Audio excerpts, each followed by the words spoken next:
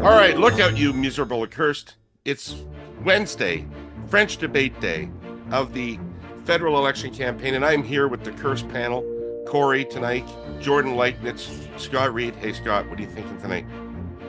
What's that? What are you thinking about tonight?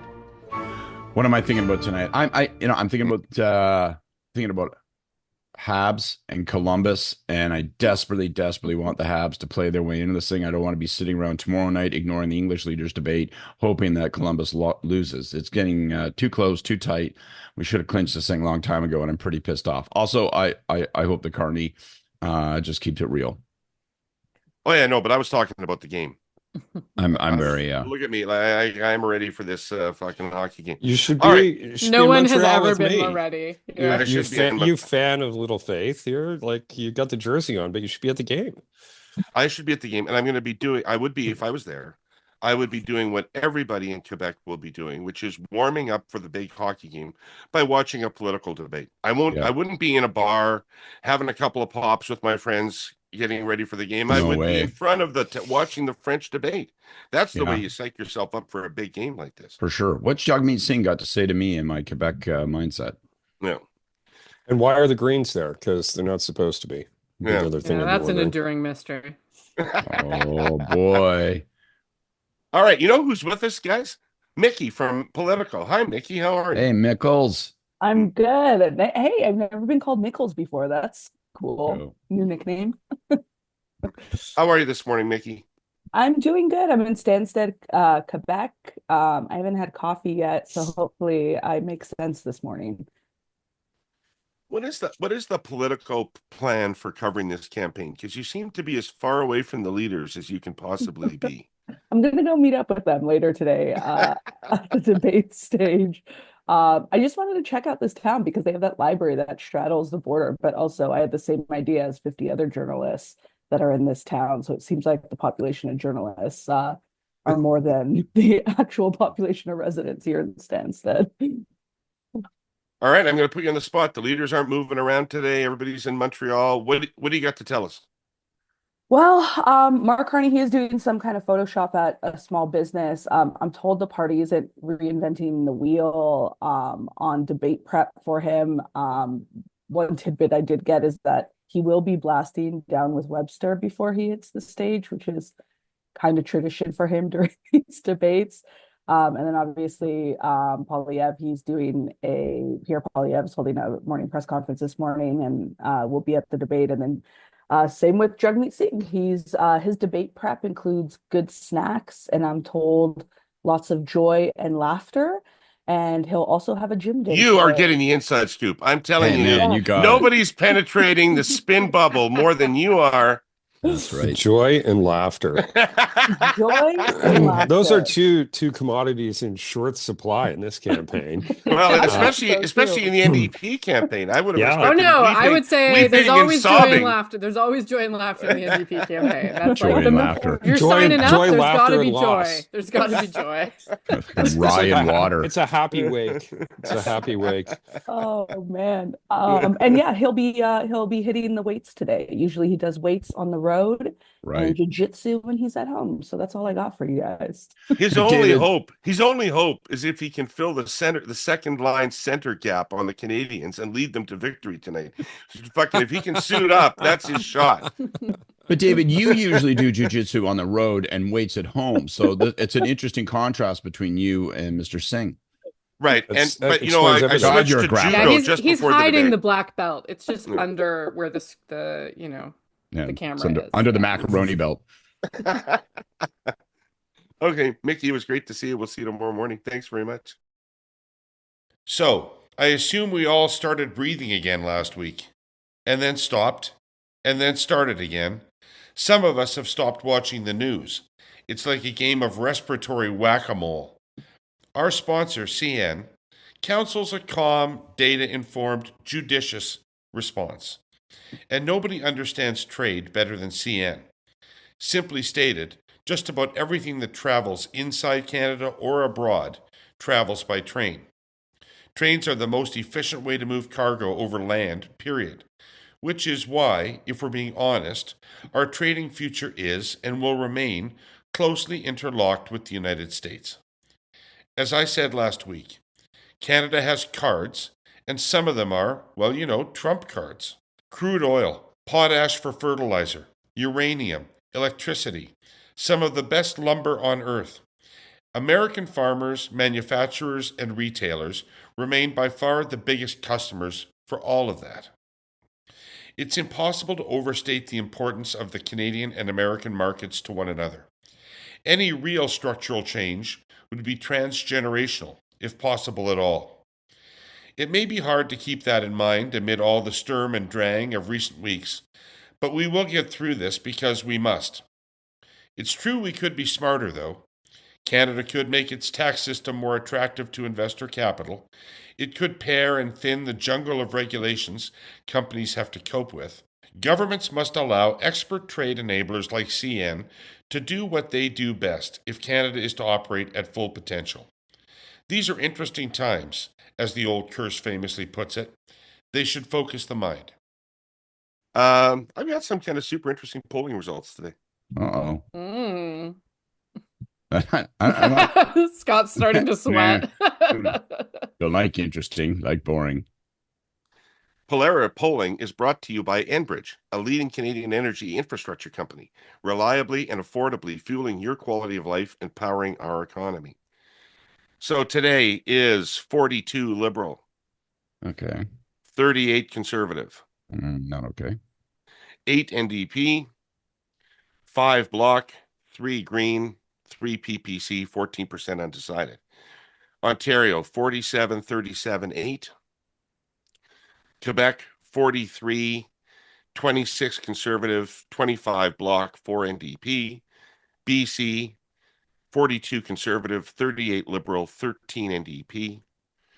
Conservatives lead by 10 points among men. Liberals lead by 18 points among women. Now, here's where it gets interesting. Polara asked this question. Imagine Donald Trump disappeared and was replaced with a moderate president who had no interest in tariffs or a trade war with Canada. In this situation, who would you vote or lean towards in the Canadian federal election? Conservatives, 37. Yeah, I don't know. Liberals, 36. NDP, 14.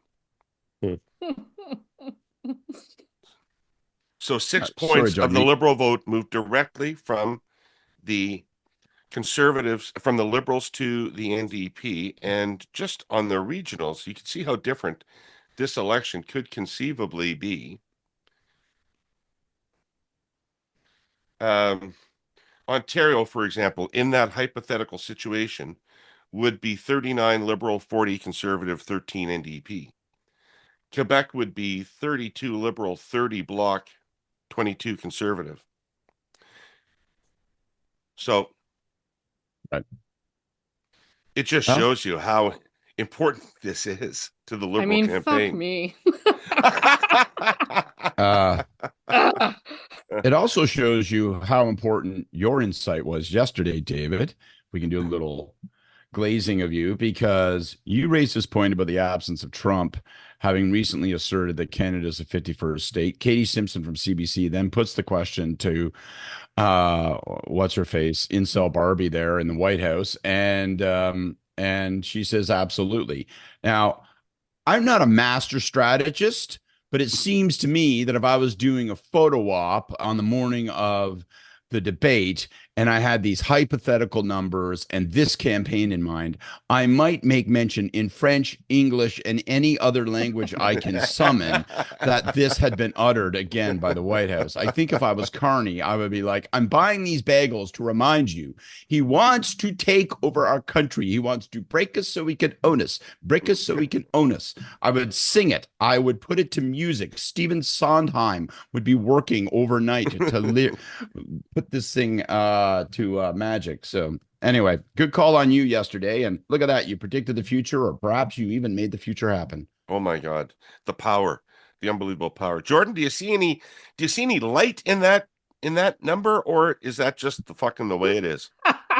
Yeah, I mean, it is the way it is, right? This campaign is not going to be absent Trump. And I think that it underlines, certainly as a New Democrat, it makes me cry into my coffee a little bit, because it really shows that those voters who have left, it's not actually because they're angry with the party. It's not because they don't find resonance in the party's values. It's not even because they don't like Jagmeet Singh. It's really circumstantial in terms of their concern about Trump. So I think it shows the challenge, frankly, of what's ahead, and there's a balance there, because I think you're quite right that for the Liberals, every day that Trump is out of the headlines is a lot more problematic for them, because then scrutiny starts a little bit deeper on Carney as a standalone leader, right? Um, but for New Democrats, they need the Liberals to be doing well. They need the Liberals to be clearly sailing to a majority, without any hiccups. But paradoxically, every time that Trump becomes again the main threat in the campaign, it also reinforces a lot of that strategic vote logic for those switchers in that universe. So it's a tough one, and I don't envy Singh and his team the challenge they have. The debate is going to be probably, I would argue, potentially most important for them in terms of some ability to stand out a little bit in this dynamic, but it is a very tough hill to climb. As the Trump administration continues disrupting the Canada-US trade relationship, it's reassuring to know CANDU reactors are Canadian designed, and they're helping to ensure our energy security. CANDU reactors have been powering the Canadian economy for more than 60 years. Current CANDUs have been updated and modernized to meet today's standards, but there's a need to build new reactors in Ontario to buttress our existing high-functioning fleet and help secure our energy independence with clean baseload power. These reactors also provide critical access to life-saving medical isotopes used in hospitals across Canada and around the world. Unlike other large reactor technologies that rely on foreign sources of enriched uranium, CANDU reactors use natural uranium mined and prepared in Canada. President Trump can't mess with our fuel. Equally important, the construction of the next generation of large reactors in Ontario help ensure our skilled manufacturing base of high-paying union jobs, threatened by Trump's tariffs, will be in demand as we build a fleet of reactors in the decades to come. These large CANDU reactors will provide Ontario with much-needed additional power. At the same time, investments in small modular reactors will be necessary too, particularly in remote locations for resource development. CANDU technology, designed by Canadians, built by Canadians, for the benefit of Canadians. Let's get moving. Kory, more than any prime minister I can remember, Carney seems to be hired to do a specific job, Yep. right? Yep.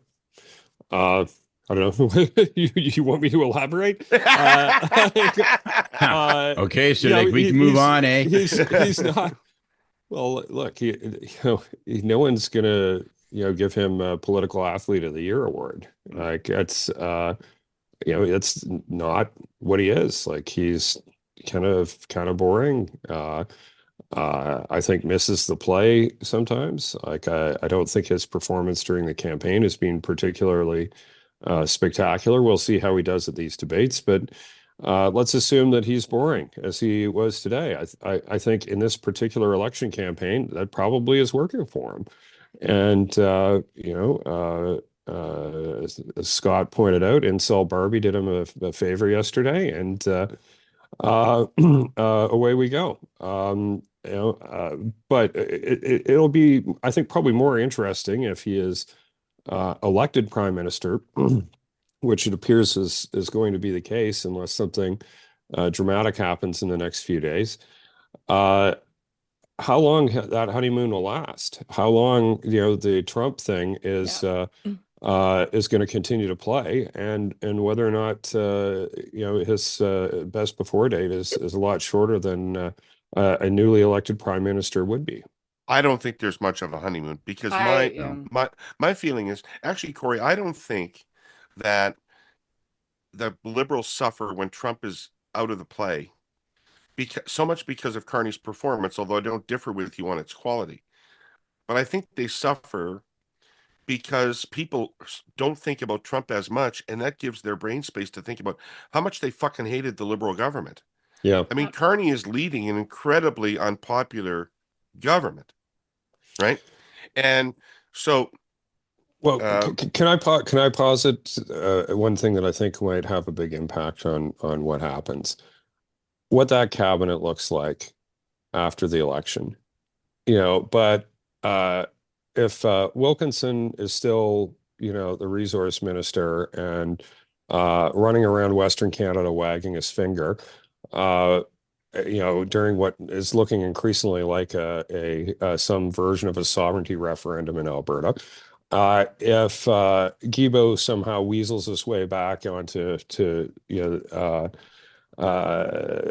participating in cabinet committee meetings, et cetera, around the environment, if Freeland is running around, doing her incredibly shitty comms on important files, then I think it's going to be, really, really short. Like I would give all of the aforementioned a pass from any serious huge role. Like, maybe with the exception of Freeland, because I think at the core she has a lot more ability to perform, just not communicate. But I like Wilkinson. well, except nobody in Western Canada can fucking stand him.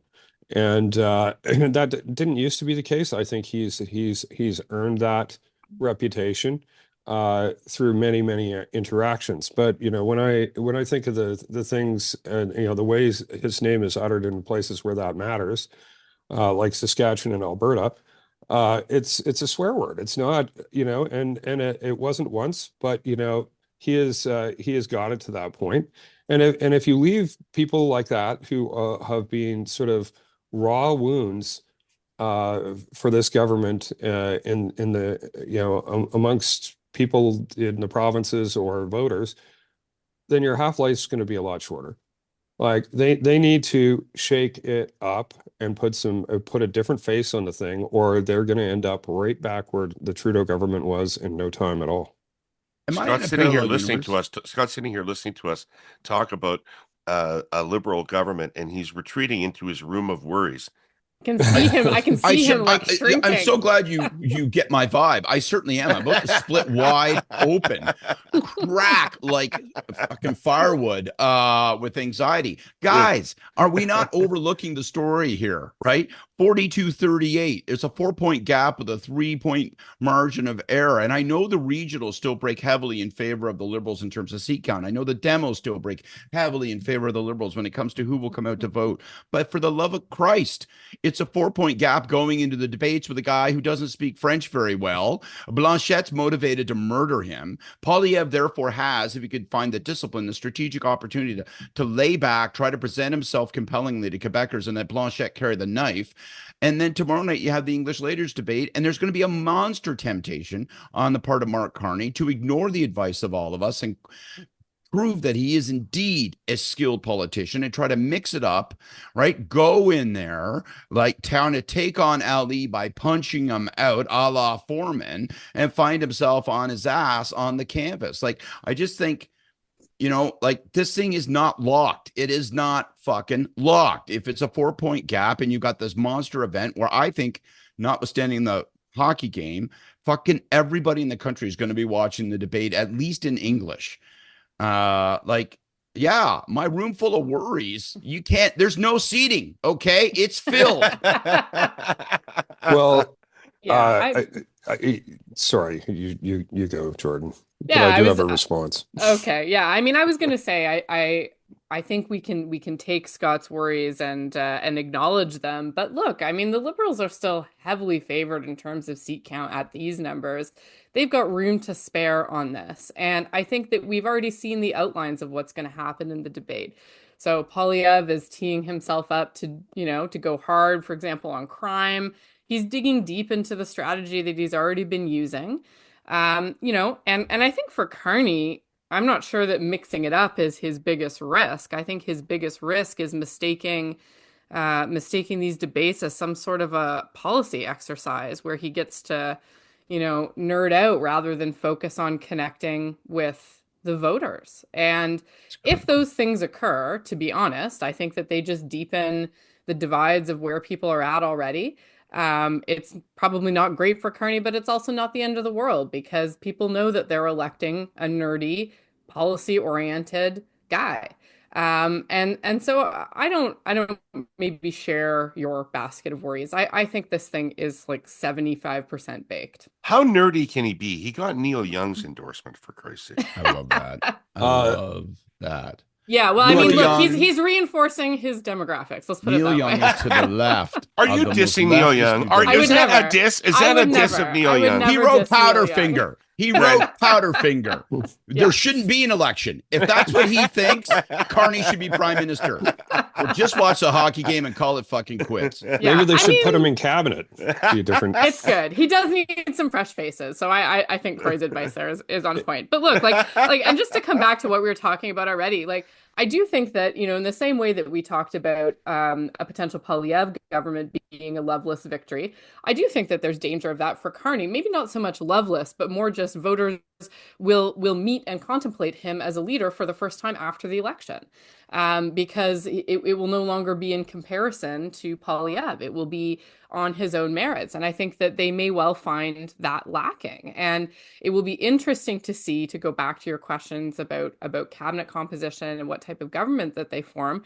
Are they going to look for some balance there? Or are they going to, stomp out the dying embers of the left-leaning liberals under Trudeau and sort of really tack hard, to the center right. And I think that those things could be unpredictable for voters. I'm not sure that a lot of people are kind of aware of what they're going to get.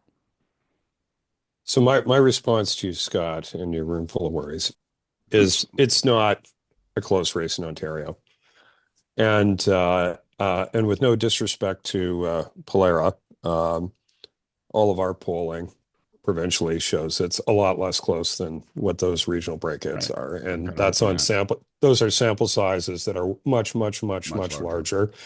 It's not close. And it's not close in any region of the province of Ontario. It's, 10 to 15 point gaps in every region of the province. When you say which every, does that include Eastern and Southwestern Ontario? Yes. Well, holy snapping fuck. So it's there's a real problem in Eastern Ontario. There is a really, really, really big fucking problem in the city of Toronto. And, even if you go back to the recently held provincial election, Ottawa was where the seats that would have put Ford ahead of his last seat total were lost. We lost 2 seats in Nepean.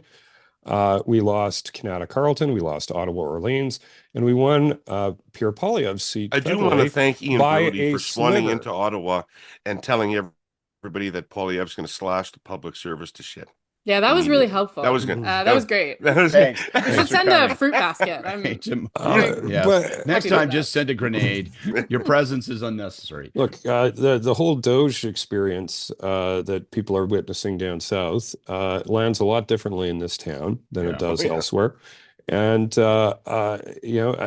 it's not good. So, in terms of your room full of worries, there are some interesting things that are going to be on the margin, like, whether you see the Liberals holding a bunch of seats on the prairies, because I think those will be very narrow if they happen at all in places like Saskatoon and Regina and Calgary and Edmonton. But I'm not anticipating a lot of nail biters in Ontario unless something dramatic changes. And as for debates, sure, there's always the potential for something to happen in the debate.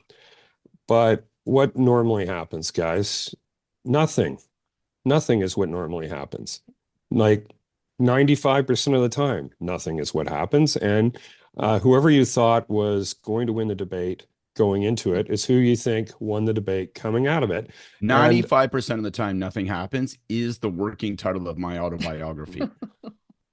We're not talking about the bedroom. We're talking about the polling booth. Well, that would be 98. Then. That's the final chapter. So A lot of yeah. that was before the medication was invented, though, Scott. I mean, you were on your own. What were you supposed to do? Oh, my word. Yeah. Thank you so The much. median age of Dr. this group Smith-Klein. chat is. All right, can I move on to my worries then about the debate? Because I recognize rationally everything you're saying, but I want to pick up on a thread that was laid down by David and Jordan, and that I think overwhelmingly the job for Carney and his expectations are exactly where you want them to be, particularly in French, right? And let's face it, the guy does have a horseshoe the size of the St. Lawrence Seaway up his ass. I mean, everything. It's amazing you can walk with that thing in there. It is astonishing. I mean, this time change.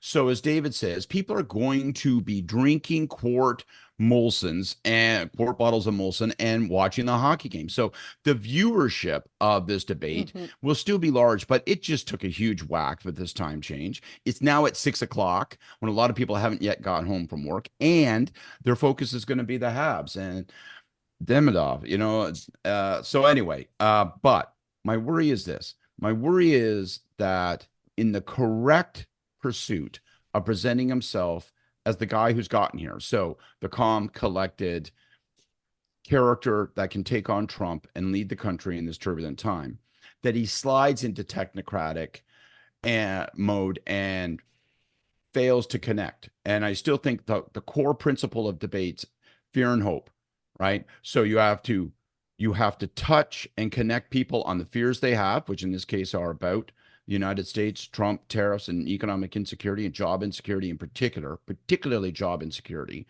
People are worried about their jobs. That Honda thing spread like wildfire yesterday. It's not even true, right? And then you have to demonstrate that you are the right person and that you can channel their hopes, which has been the whole secret of his candidacy, is that people who had no knowledge of the guy have somehow decided to deposit their hope and their trust in this character because he looks and feels and smells like someone who can take on this moment. So he's still got to capture that. He's got to connect. It can't just be a kind of antiseptic, just play to survive. If he goes into if he goes into the trap, to use another hockey analogy, I think that is a risk. So he's got to still find a way to connect. The thing I'm looking for from Carney in the debates is for him to remember that he's the change candidate. When he first entered politics, he was very deliberately making it clear how he differed from what had come before, and he would be a different person. But I sense as the campaign has gone on that a lot of the policy announcements and a lot of the messaging sound more like continuity and building on successes of the past than about a sharp change. And I think he needs to remember people hated that fucking government, and that he needs to be a change agent. Everybody's looking for change. Most people are also looking for a Trump manager, but everybody's looking for change, and you got to be the change. His remarks yesterday, they slid in pharmacare, right, dental care, and childcare, and I thought, Jesus Christ, did some, like, who took away his notes? Who's writing this shit for them? And look, David, everything you just said, like, underlined and highlighted and circled, like, that is all so true. But I think at a staff level, too many people are from the last administration, and all of that shit just rattles off their keyboard because they've written it 10,000 times before.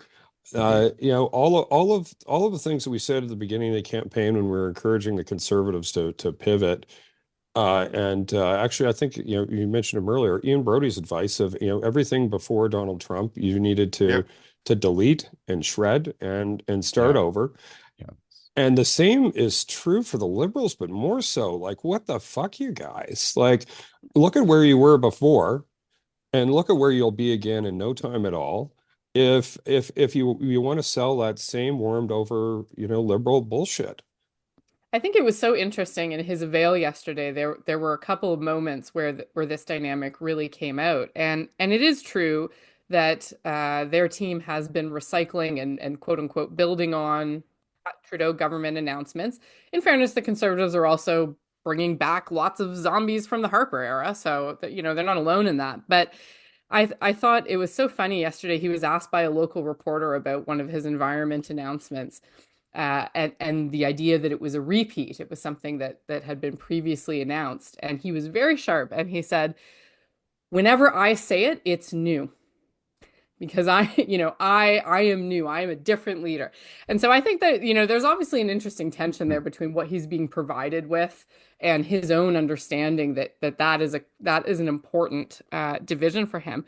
But I also thought, he spoke yesterday. He got a number of questions about platform and debate and things like that. And I think it's always interesting to hear how leaders talk about those things to understand where it sits in their cosmology. And he had a couple of interesting responses. So when he was asked about his debate strategy, he talked about, I'm going to go out there and I'm going to inform Canadians. My goal is transparency. I'm out here to inform. Does this sound like anybody you know?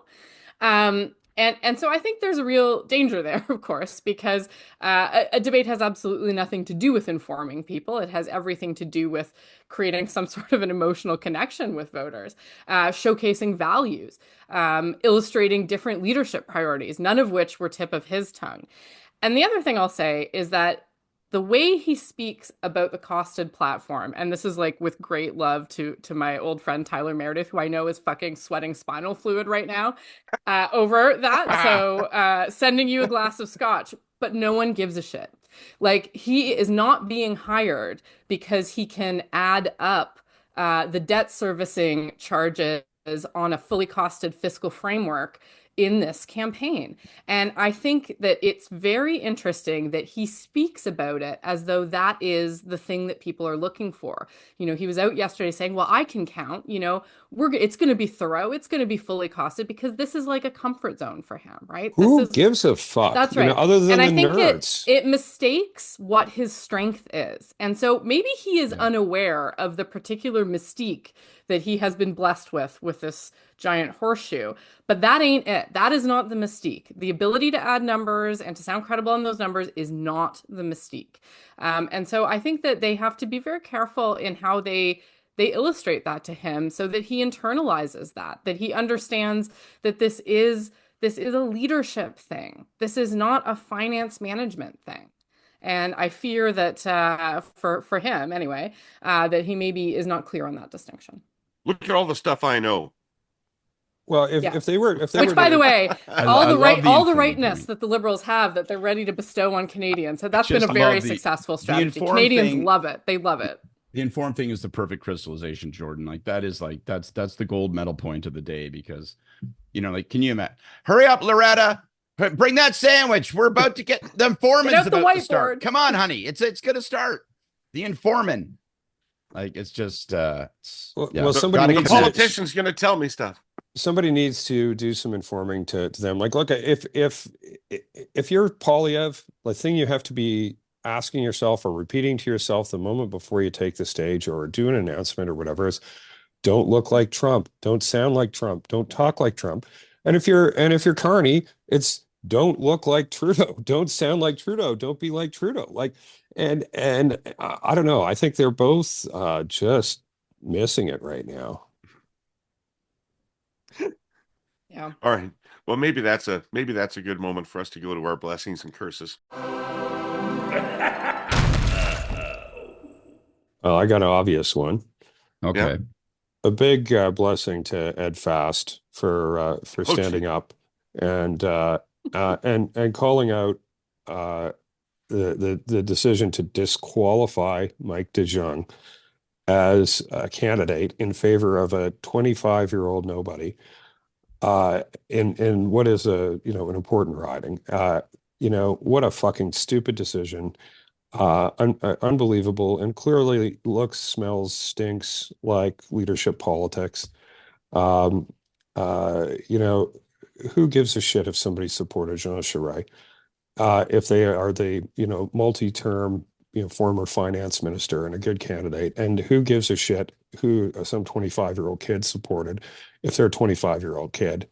Not that there's anything wrong with being a 25-year-old kid, but like, look, you're not going to be in cabinet. That's for goddamn sure. So anyway, well done, Ed. It needed to be said. You said it. Good for you. So can we just take a minute and riff off Kory's thing for a second? It's astonishing, right? So the Conservatives were 20 points ahead for like a year and a half. Mm-hmm. Where are the star candidates? Where are the people that they attracted when they were so certain to form the government and win all those seats that they could put in the window? Like, you can't imagine who a Poilievre finance minister is. Mike DeYoung could have been the answer to that Totally. question. They could have said, Yes. in the way that Harper said, Yeah. I've got Jim Flaherty I'm pulling Jim and Flaherty John in from Baird Ottawa. and all that. Poilievre could have said, well, I've got the former finance minister of British Columbia. And now on my that's team. coming home to roost for them, right? Like Poilievre is a solo show, and it's hurting him now, I think. But look, I mean, the reality is they use that 20-point lead to settle scores. I Yes. know personally that when you've got a lead like that, interesting people are interested in running. Yes. No Yeah, question. well, they were uninterested in interesting people because Jordan nailed it. Like, if the amount of time that has been spent on score settling and curtain measuring was spent on candidate recruitment and things like that, they wouldn't be in the position they're in right now. Like, it's an embodiment of a vendetta laden group of folks settling scores rather than focusing on who can win ridings. Well, Hate to say use it. of a 20-point. It's a crazy use of a 20-point lead because it certainly betrays a mentality, which is like, we got this thing cooked It's anyway, arrogant. so It's we can arrogant. do whatever we wish, and we'll push out an established person for whatever, some 20-year-old person we like. 'cause we Joanne worked with them. Zazelenchuk. Joanne Zazelenchuk. You don't remember this Yeah. reference, but it's one of my favorite political references. In the 1982 provincial election, when Grant Devine swept Alan Blakeney out of office, Roy Romano lost his riding to a 22-year-old woman who Yeah. worked at her father's Petro-Canada station, and her name was Joanne Zazelenchuk.